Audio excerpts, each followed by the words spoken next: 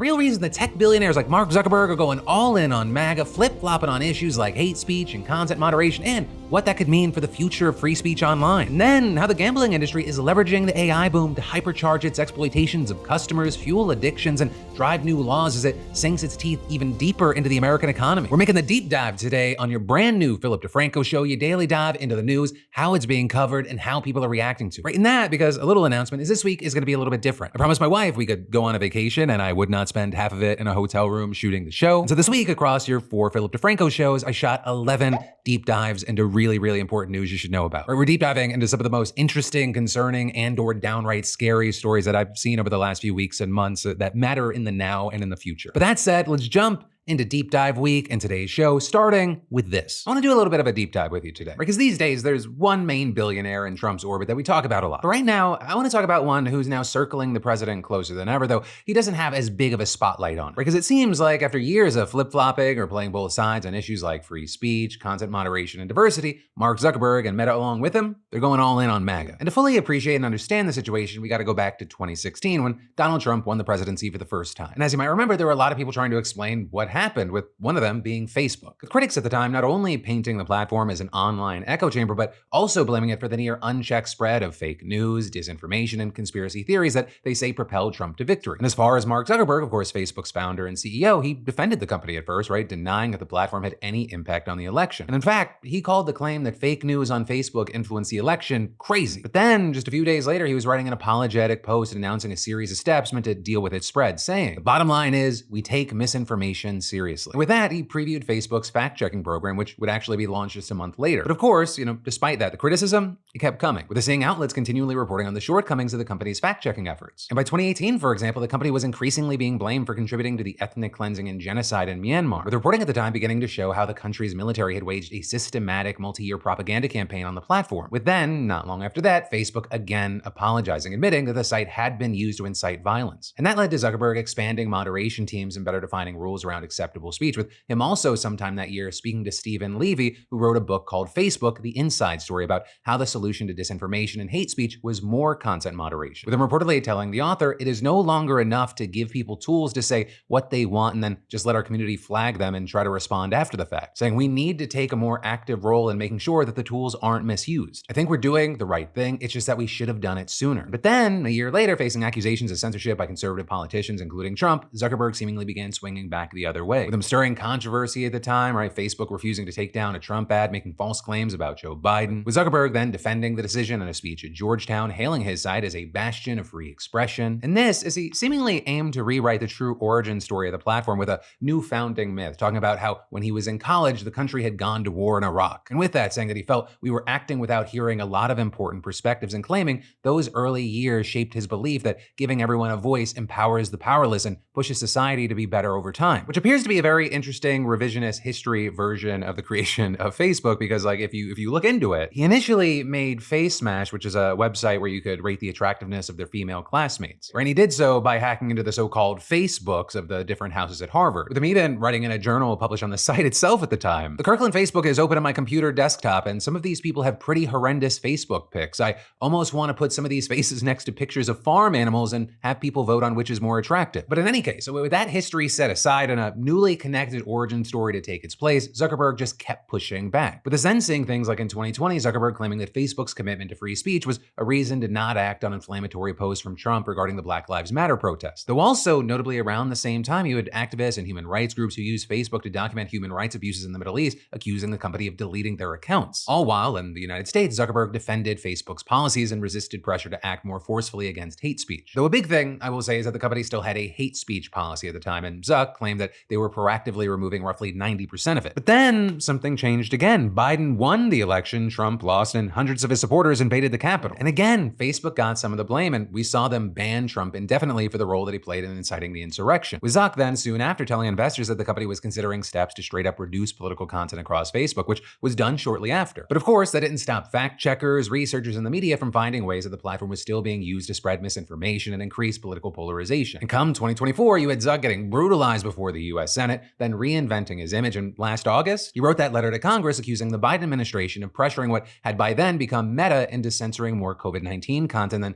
he said he felt comfortable with, as well as then announcing that he wouldn't repeat the contributions he made in 2020 to support nonpartisan electoral infrastructure because the gifts made him appear not neutral. Though notably, that spending was also part of the reason that Trump accused Zuckerberg of plotting against him during the 2020 election, something that also reportedly involved threats to throw him in jail for the rest of his life. But then, despite all that, within weeks of Trump's re-election, Zuckerberg was dining with the then president-elect at Mar-a-Lago. And it was also at this time, according to reporting by the New York Times, that Trump advisor Stephen Miller told Zuckerberg that he had an opportunity to help reform America, but it would be on Trump's terms. With Zuck there reportedly signaling to Miller and his colleagues, including other senior Trump advisors, that he would do nothing to obstruct their agenda. And in fact, according to the Times, Zuck reportedly began preparing to make sweeping changes to Meta to, in the words of the Times, remake Meta for the Trump era. And notably, with that, the Times interviewed more than a dozen current and former Meta employees, as well as executives and advisors to Zuckerberg. And they reportedly described his shift as serving a dual purpose. Right, on one hand, it's about positioning Meta for the current political climate, with Trump and Republican power ascendant. But also, too, and maybe even more notably, people close to him reportedly say that the shift reflects Zuckerberg's personal views of how his company should be run, right? Views that he no longer wanted to keep quiet. You know, with all that, according to the Times, this whole process, it was highly unusual. Because in the past, Meta would modify policies affecting its apps by inviting employees, civic leaders, and others to weigh in. And so with that, the process would generally take months, but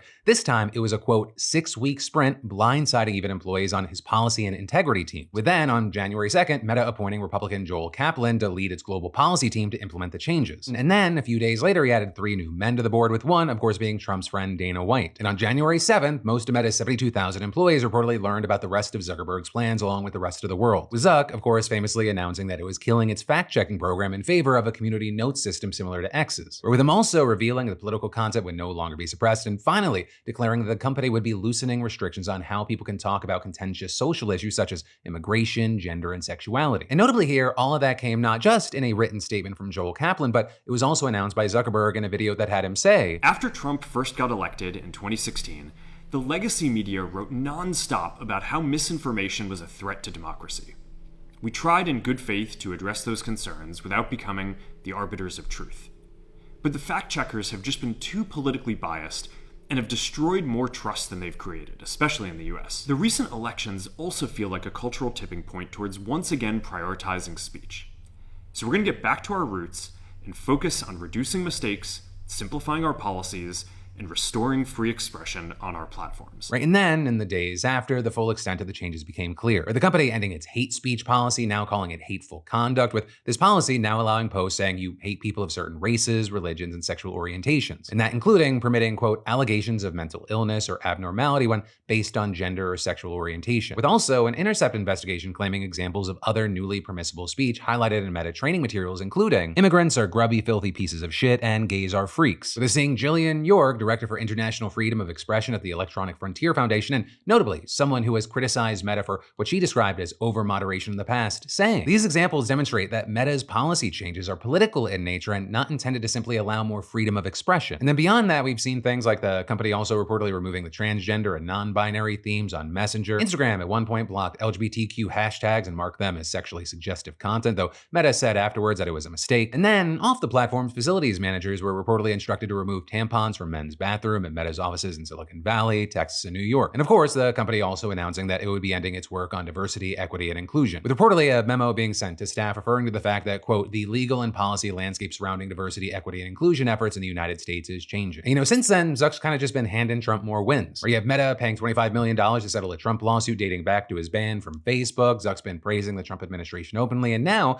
he's reportedly hunting for a home in DC to be closer to Trump. Though, I will say notably, right, Trump and his team, not fully buying it maybe. Because according to Rolling Stone, various members of his inner circle are skeptical of Zuck's MAGA makeover, with one senior Trump administration official even reportedly telling the outlet there is a lot more ass-kissing that needs to be done, saying he just needs to prove himself. It's a good start, but he can't just snap his finger and make the past not happen. So, with all that, I'd love to know your thoughts on the situation in general, but also with Zuckerberg and what we've seen with a number of multi-millionaires or billionaires, do you think this is kind of the evolution, the final form? They finally feel free to be this version of themselves? Or do you see this more as them being shapeshifters? We're going whichever way the wind blows for better financial or personal gain. What do you think and why? And then I've got more important news for you in just a moment, but quick question. Can you list every subscription that you are currently paying for? You can pause if you want to try, but how'd you do, right? For me, I cannot keep track. Or rather, I couldn't keep track until I found today's sponsor, Rocket Money, which uncovered subscriptions I didn't even remember signing up for. This app, it's like having a financial detective tracking down every single sneaky subscription, bleeding your bank account dry. And if you don't know, Rocket Money, it's a personal finance app that helps find and cancel your unwanted subscriptions, monitors your spending, and helps you lower your bills so you can grow your savings. And Rocket Money's dashboard, it gives you a clear view of your expenses across all of your accounts. You can even create custom budgets, track spending trends, and get price alerts. And their goals feature, it can help you save for things like paying off credit cards or building savings. Hell, Rocket Money, it'll even try to negotiate lower bills for you. They'll automatically scan your bills to identify savings opportunities, and then you can ask them to negotiate for you. So they're dealing with customer service, not you. And this is Rocket Money has over 5 million users and has saved a total of $500 million in canceled subscriptions, saving members up to $740 a year when using all of the app's premium features. So, cancel your unwanted subscriptions and reach your financial goals faster with Rocket Money. Just go to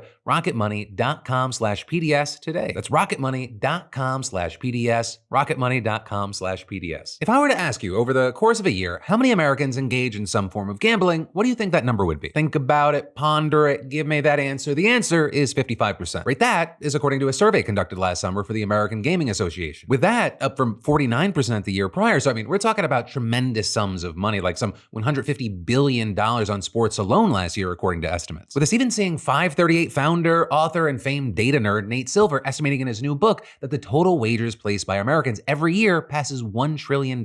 Which, I mean, if true, would mean that in 2022, Americans bet the equivalent of nearly 4% of their nation's GDP and lost over 10% of that money. Which, really shouldn't be that shocking since today we bet on just about everything. Sports, political elections, stock prices, meme coins, online lotteries, casino apps, Luigi Mangioni's Play, the existence of aliens. Hell, places like Polymarket that even let people bet on different aspects of the Los Angeles wildfires, like how fast they'd spread and when they'd be contained. Though to be clear there, that's technically only supposed to be available to bettors outside of the United States. But clearly, the most prominent driver of the new gambling culture in recent years has been sports. Right, and that because ever since the Supreme Court struck down a federal ban on sports betting in 2018, nearly 40 states and DC have legalized the practice. Though notably, the two most populous states in the country, California and Texas, have yet to join them. Right, and so if those two joined, you'd expect the gambling numbers to get even more insane. And I mean, you better believe that industry executives' mouths, they are watering at the idea. Because companies like DraftKings, FanDuel, Caesars, MGM, and Disney through ESPN, they've raked in the profits from this gambling boom. Even the big sports leagues who have historically opposed betting now caving in as they're signing partnerships with sportsbooks. And we've seen a whole cottage industry sprout around these markets with one very controversial goal, which is the reason that we're talking about this today. Using the revolution in artificial intelligence to turbocharge the gambling boom. Right, and they're doing this in a number of ways. So we're going to start with the mildly concerning and end with the downright dystopian. Right, so first step, you got things like companies using AI to streamline many of the creative tasks that the gambling industry already does, namely writing persuasive marketing copy. With Narrativa, for instance, a firm that reportedly gets a quarter of its business from gambling clients, churning out everything from automated summaries of sports games to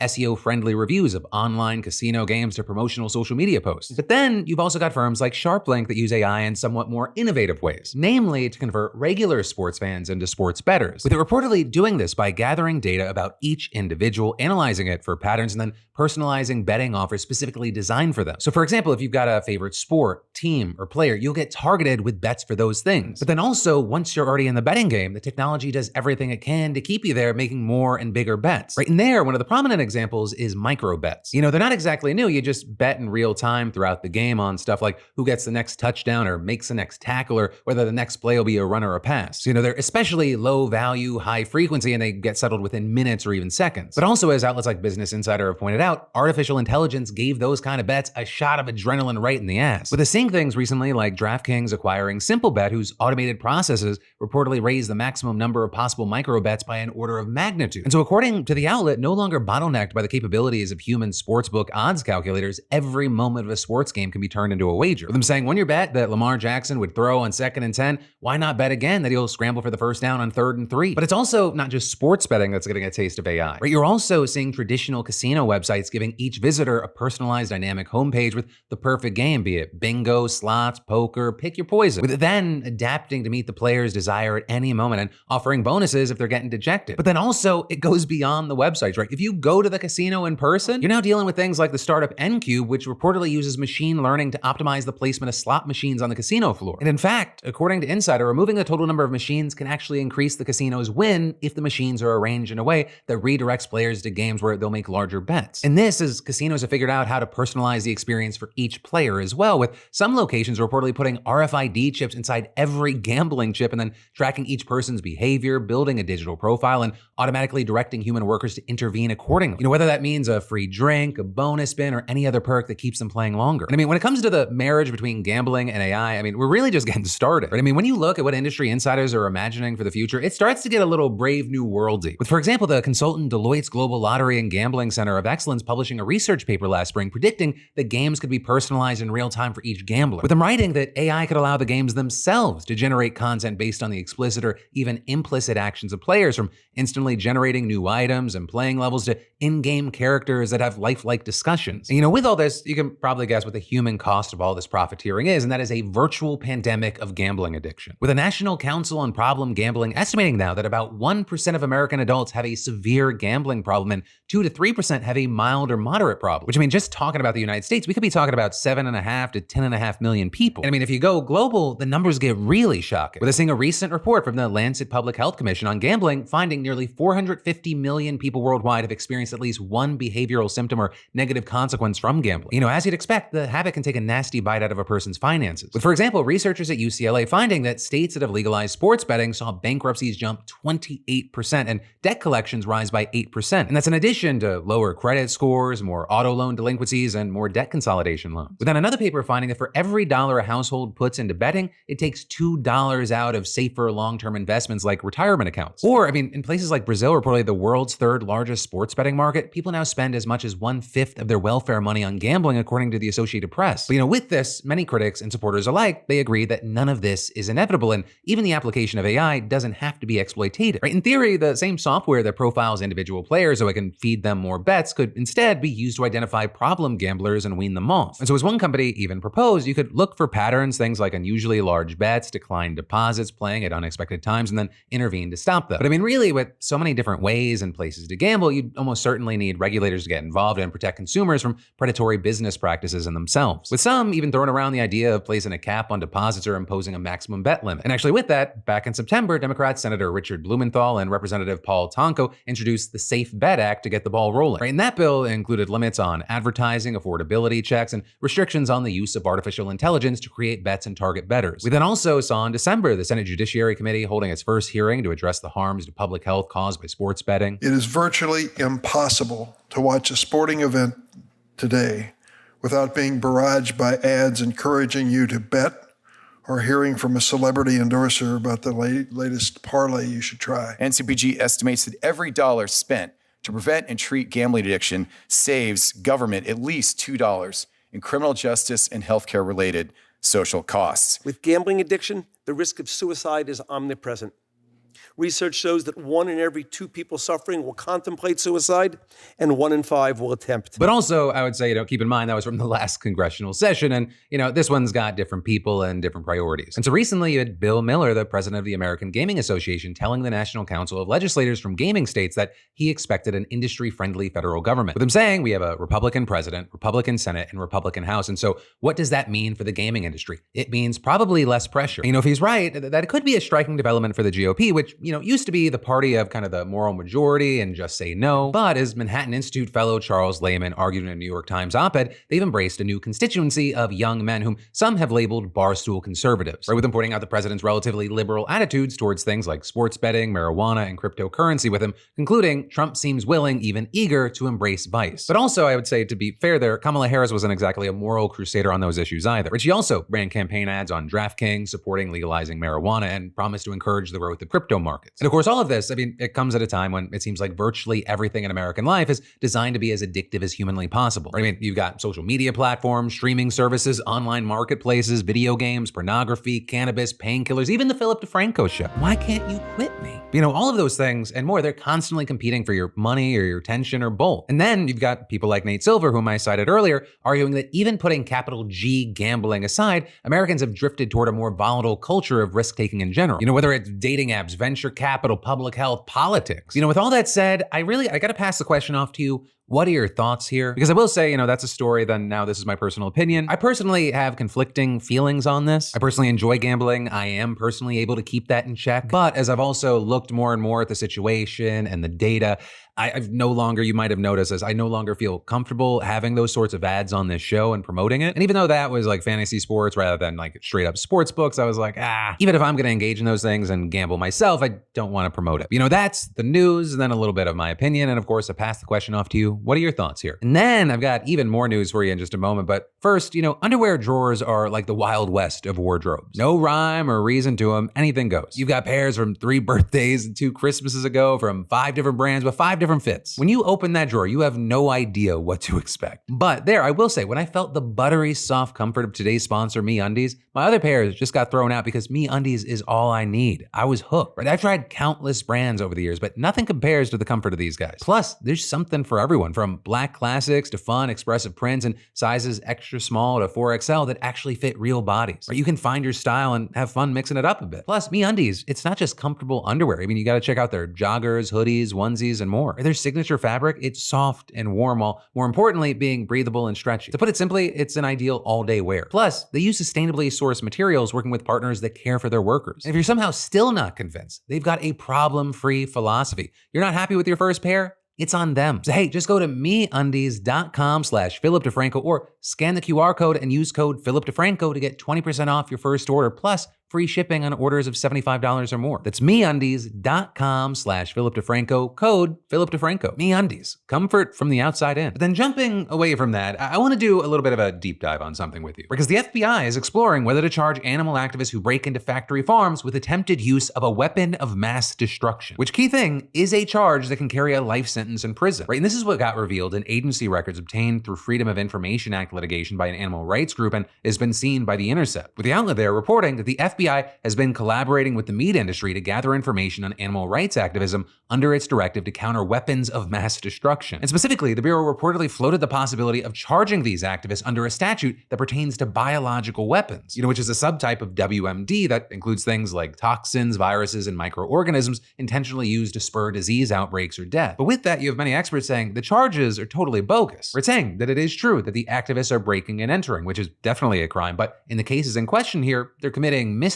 like trespassing to take pictures of the conditions that these animals are in, or stealing some of the smaller animals. And you have animal rights lawyers and advocates saying that any effort to charge them under WMD laws is just a pretense to scapegoat activists and justify harsher prosecution. But according to Justin Marceau, for example, a law professor who runs a legal clinic for animal activists at the University of Denver, this is an attempt to blame activists for the disease outbreaks that are already rampant on these big corporate farms. Outbreaks that happen because of the unsanitary pack conditions these animals live in. And so you have Marceau saying it's a transparent form of scapegoating and blame shifting that avoids talking about the disease risks that come from having animals intensively confined in these high stress conditions. We know these are just petri dishes of disease and contamination, and adding this kind of escalation in charging or threats of charges is textbook escalation by government actors against successful efforts by social movements that they disagree with or find subversive. And adding here, the very framing of civil disobedience against factory farms as terrorism is a form of government repression. Now, very notably here, it does not appear that any activists have been charged under WMD statutes yet, but just the fact that they are targets of the FBI's WMD directive is absolutely massive. In the FBI records, they have real examples of this happening. Like, for example, there was an incident back in 2019 involving Holmes Foods, which is the largest privately owned chicken producer in Texas. And there, Holmes Foods reportedly tipped off the FBI that activists from the group Meet the Victims had broken into a poultry boiler that the company bought chickens from. And the records show that Holmes Foods simply asked the FBI's Dallas outpost for guidance on preparing for future incidents. But in response, the office's local WMD coordinator had a phone call with the producer and other FBI agents. And despite the fact that the company's executives told the FBI that, quote, no damage or product loss was immediately identified, Dallas's WMD program, they still recorded the event as part of its intelligence gathering on animal rights environmental extremism, which the FBI classifies as a form of domestic terrorism. Right? And that's not the only example that came out of the FBI's WMD outpost in Dallas. The next year, the Meat Institute, which is the biggest trade association for poultry and livestock industries in America,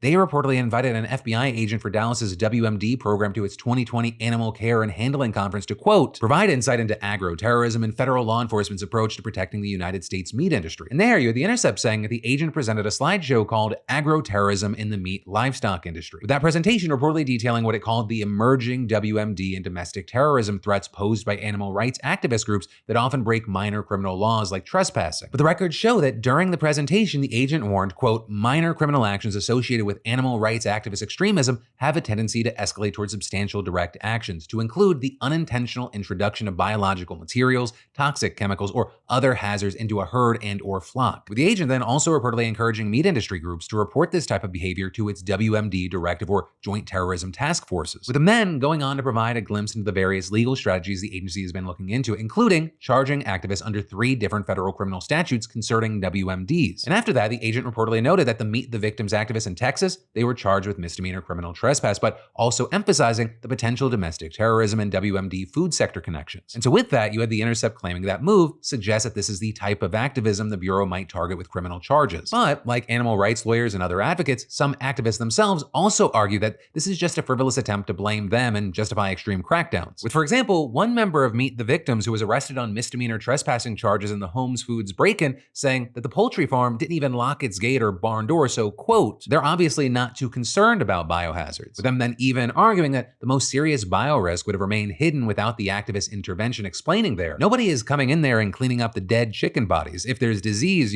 disease is just going to spread rampant. But also, with everything we're talking about here, the FBI's efforts went beyond Texas, where the agency also tried to paint animal rights activists as biosecurity and infectious disease threats in another incident in San Francisco back in 2019. And there you have a memo that shows that the FBI San Francisco field office claimed that the activists with the group Direct Action Everywhere were breaking into poultry facilities and rescuing birds with, quote, little to no regard for basic biosecurity measures. And there you had the FBI citing a handful of journal articles to determine that the activists' actions helped contribute to the spread of a highly contagious bird illness called Newcastle disease. And during the prosecution of one of the group's organizers, Zoe Rosenberg, a California prosecutor tried to frame her as a bioterror threat. Though there you had Rosenberg disputing the biorisk claims, telling The Intercept that Direct Action Everywhere goes above and beyond the biosecurity protocols outlined by federal and state agencies. Or with this, including wearing a biosecurity suit, gloves, hairnet, and shoe covers while working with farm animals. And adding with that, when leaving a facility, quote, all of that protective equipment is sealed and disposed of safely, just in case it is contaminated with any bacteria or virus from within the facility. But with all that said, for now, we're gonna have to wait to see what happens, right? If the FBI efforts grow and more people are targeted under the WMD directive, or, if there is a major escalation, we start actually seeing WMD charges. But while we wait to see how all that's gonna play out, I gotta ask you, whether you support or you're against these animal rights groups or whatever their actions may be, what do you think about these charges? Let me know what you're thinking and why in those comments down below. Because remember, yes, this is a news show, but I also want it to be a conversation. But that, my friends, is where your deep dives into the news is going to end. And do not worry, you're not going to have to be alone with your thoughts for too long, because I will be right back here tomorrow. Because remember, I got a brand new show for you every Monday, Tuesday, Wednesday, and Thursday at 6 p.m. Eastern, 3 p.m. Pacific. Thank you for watching. I love yo faces, and I'll see you right back here tomorrow.